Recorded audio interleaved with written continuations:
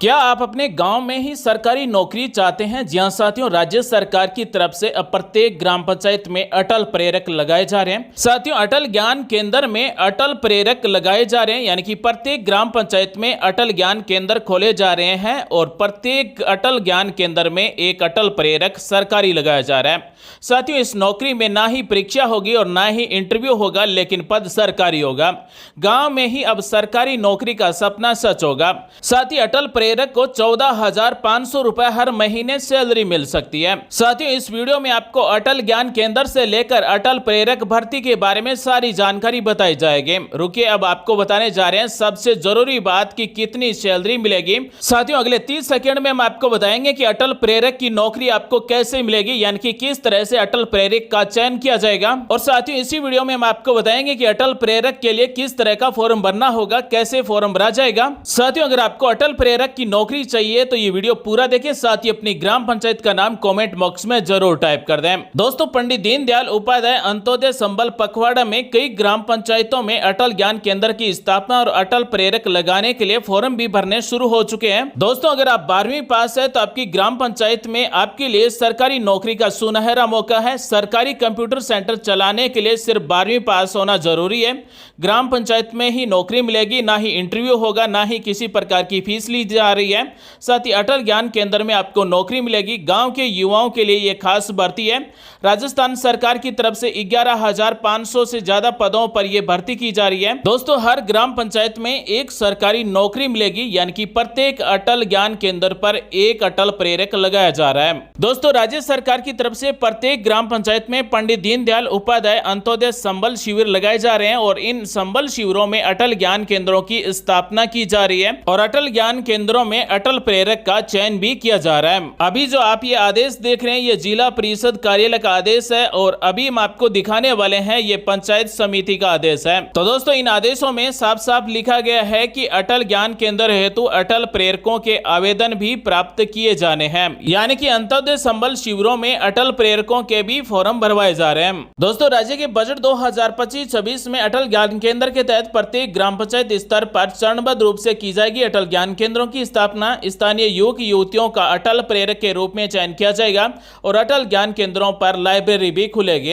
यानी कि आने वाले 3 साल में 3,000 से अधिक जनसंख्या वाले प्रत्येक ग्राम पंचायत में अटल ज्ञान केंद्र स्थापित किए जा रहे हैं। दोस्तों, बने रहिए हमारे साथ। अब हम आपको बताने वाले हैं अटल प्रेरक का चयन कैसे होगा और क्या पात्रता है। साथियों, अटल प्रेरक भर्ती पंचायती राज विभाग की भर्ती है। पद का नाम है अटल प्रेरक। पदों की संख्या 11,500 से अधिक होगी। योग्यता न्यूनतम 12वीं पास होनी चाहिए। साथ में कंप्यूटर का ज्ञान भी होना चाहिए। वेतन 8,000 रुपए से लेकर 14,500 रुपए हर महीने तक मिल सकते हैं। आवेदन की हम बात करें तो कुछ पंचायतों में शिविरों में फॉर्म भरने शुरू हो चुके हैं। साथियों, अटल प्रेरक के लिए फॉर्म भरने की प्रक्रिया फिलहाल ऑफलाइन है, हो सकता है आने वाले समय में ऑनलाइन हो जाए। फॉर्म भरने का कोई चार्ज नहीं होगा, बिल्कुल फ्री में निःशुल्क फॉर्म भरा जाएगा। दोस्तों, अब हम आपको बताने वाले हैं अटल प्रेरक का काम क्या होगा। तो हर ग्राम पंचायत में जो अटल ज्ञान केंद्र है वहीं पर अटल प्रेरक का काम होगा। पंचायत स्तर पर डिजिटल सेवाओं का चलाना, यानी कि ई मित्र जैसी सेवाओं का चलाने का काम होगा। साथ ही ग्रामीण युवाओं को सरकारी योजनाओं की जानकारी देना और सरकारी योजनाओं में फॉर्म भरना अटल प्रेरक का काम होगा। छात्रों को प्रतियोगी परीक्षाओं की तैयारी में मदद करना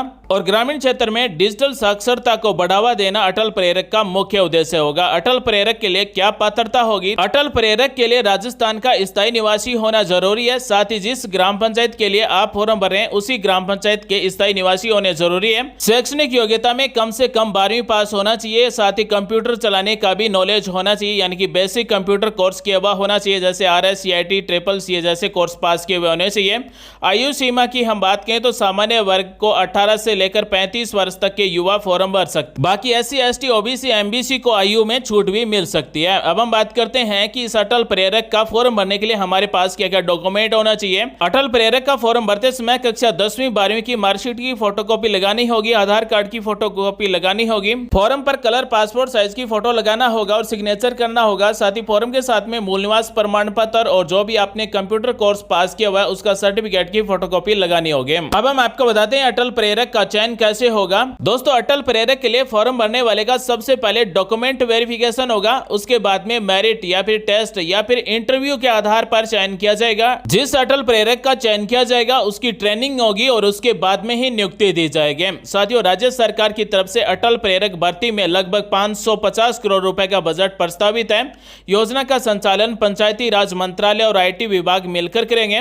केंद्र सरकार की डिजिटल इंडिया मिशन को भी यह सपोर्ट करेगा। दोस्तों, अब हम आपको बता रहे हैं अटल प्रेरक भर्ती के लिए किस तरह का फॉर्म होगा और फॉर्म कैसे भरा जाएगा। तो साथियों, इस तरह का अटल प्रेरक भर्ती के लिए फॉर्म होगा। सबसे पहले जो भी अटल प्रेरक के लिए फॉर्म भर रहा है उसकी व्यक्तिगत जानकारी भरना होगा। जैसे फॉर्म भरने वाले का पूरा नाम अंग्रेजी में लिखना होगा, उसके बाद में पिता या फिर पति का नाम लिखना होगा, ईमेल आईडी लिखना होगा, उसके बाद में जन्म तारीख लिखना होगा, उसके बाद में आधार नंबर लिखना होगा, ईमेल आईडी लिखना होगा। इस फॉर्म में जिस भी युवक की व्यक्तिगत जानकारी भरी जा रही है वो 10वीं की मार्कशीट के अनुसार भरना होगा। यानी कि 10वीं की मार्कशीट में जो भी नाम है वही नाम यहाँ पर लिखना होगा। 10वीं की मार्कशीट में जो भी पिता का नाम है वही नाम यहाँ पर लिखना होगा। 10वीं की मार्कशीट में जो डेट ऑफ बर्थ है वही डेट ऑफ बर्थ यहाँ पर लिखने होंगे।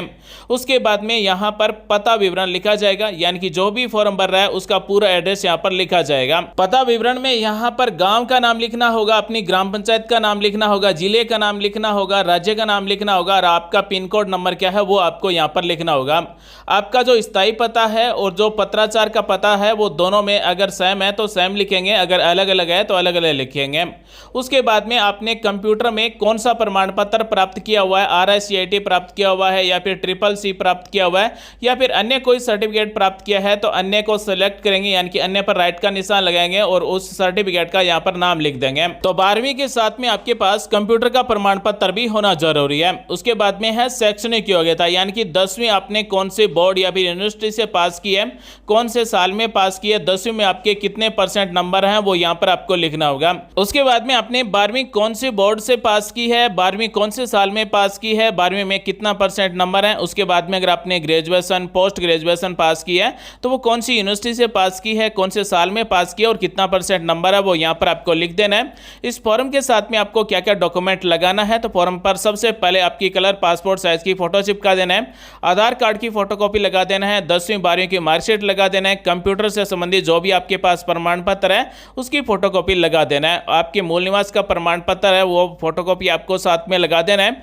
जितने भी डॉक्यूमेंट हम इस फॉर्म के साथ में लगाएंगे सभी सेल्फ अटेस्टेड लगा देना है। दोस्तों, हम आपको जो ये फॉर्म दिखा रहे हैं ये केवल एक डमी फॉर्म है, यानी कि अटल प्रेरक के लिए किस तरह का फॉर्म भरा जा सकता है ये एग्जाम्पल के रूप में, उदाहरण के लिए हमने आपको दिखाया कि इस तरह का फॉर्म हो सकता है। उसके बाद में यहाँ पर डिक्लेरेशन मिलेगा, घोषणा मिलेगी कि मेरे द्वारा जो भी जानकारी भरी गई है वो सब कुछ सही है।